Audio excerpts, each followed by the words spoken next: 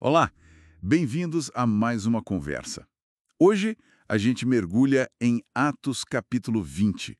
É um capítulo assim cheio de movimento, né? Paulo está na estrada de novo, saindo da Macedônia, passando pela Grécia e logo de cara tem uma mudança de planos. Parece que tinha uma conspiração contra ele, então ele muda a rota e acaba indo para Troade. Exato! E essa parada em Trode não é qualquer parada. Ele fica lá 7 dias.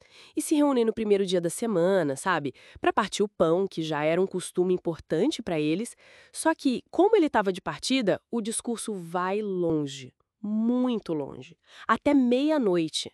Era uma despedida, né? Tinha muito para falar. Nossa, até meia-noite. E é nessa reunião longa que acontece aquele incidente bem dramático com o jovem Eutico, certo? Isso mesmo. O rapaz, coitado, devia estar exausto, ou o discurso foi longo mesmo.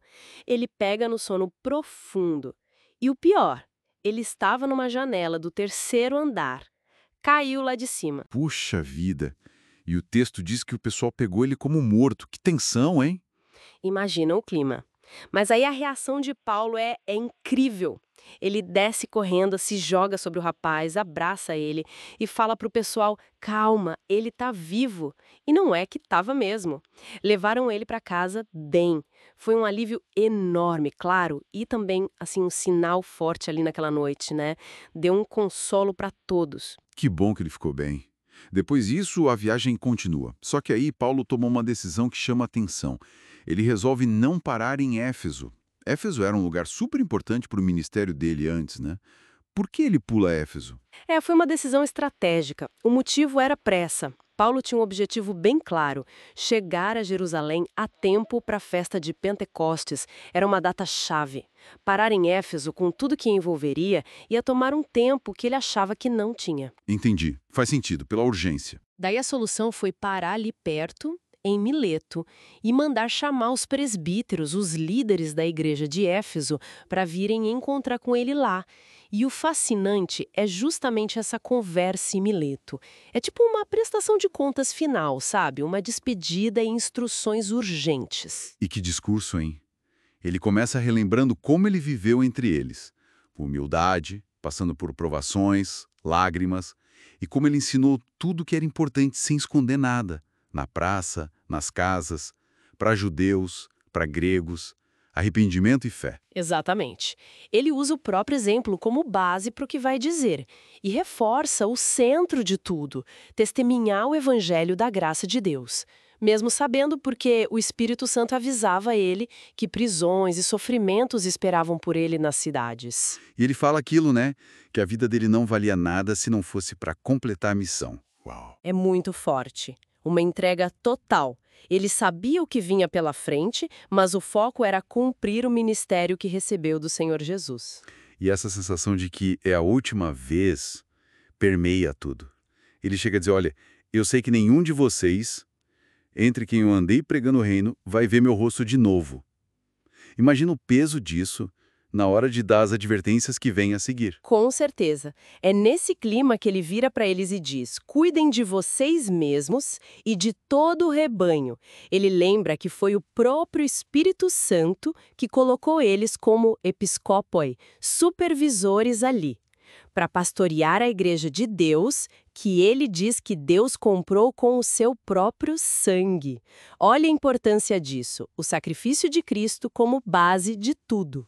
E os alertas são bem diretos, né? Fala de perigos de fora, os lobos ferozes. Sim, que não poupariam o rebanho, mas ele também, e talvez isso seja ainda mais preocupante, ele avisa de um perigo interno. Interno? Como assim? Ele diz que, dentre vós mesmos, do próprio grupo de líderes ali, iam se levantar homens falando coisas distorcidas. Para quê? Para arrastar discípulos atrás deles. Isso mostra que a luta pela unidade e pela verdade era constante, desde o início. Um desafio que, né, continua até hoje. Verdade, um alerta bem sério sobre divisões e falsos ensinos vindo de dentro. Por isso ele insiste tanto. Vigiem. E confiem na palavra da sua graça, que pode edificar e dar herança. E de novo ele volta para o exemplo pessoal. Diz que não cobiçou prata, nem ouro, nem roupa de ninguém.